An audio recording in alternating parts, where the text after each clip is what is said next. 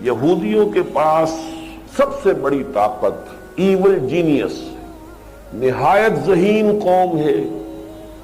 تمام بڑے بڑے فلسفی یہودی، تمام بڑے بڑے سائنٹسٹ یہودی، اور پھر یہ کہ ان کے اندر انٹریگ، سازش، پلاننگ، اس کی صلاحیت بے پناہ ہے.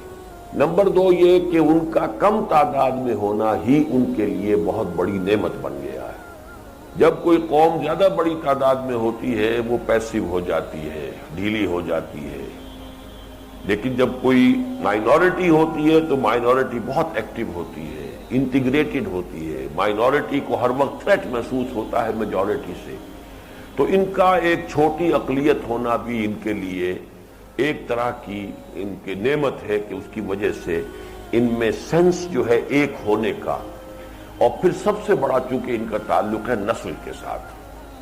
مسلمان سینکڑوں نسلوں پر مشتمل ہے، یہ ایک ملٹی نیشنل امت ہے، وہ ایک نسل ہے، نسل چلی آ رہی. اگرچہ ان کے ہاں نسل کا تصور عورت سے ہے، ماں سے نسل چلتی ہے، باپ سے نہیں، لیکن یہ کہ بہرحال جو بھی ہے وہ نسل سے ہے ان کا معاملہ.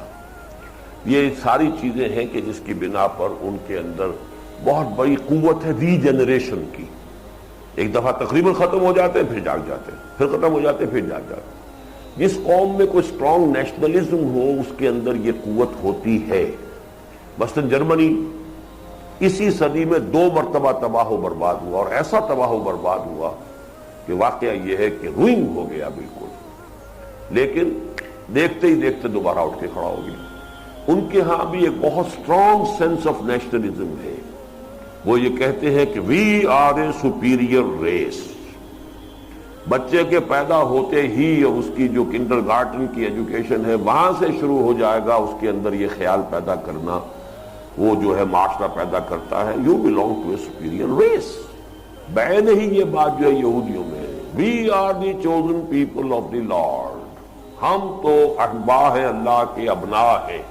یہ یہودی بچے کے دل میں پہلے سے ڈال کر پھر وہ اپنے تعلیم کا نظام کرتے ہیں. وہاں کہتے ہیں کہ ان کے ہاں ٹی وی نہیں ہے، بہترین ایجوکیشن ان کے بچوں کی ہوتی ہے. ان کے اسکولوں میں کبھی کوئی اسٹرائک وغیرہ نہیں ہوتی، اور انہوں نے اپنے بچوں کو بڑا محفوظ رکھا ہوا. پریکٹسنگ یہودی رہتا ہے وہاں پر، سینیگوگز ہیں بے تحاشا وہاں پر.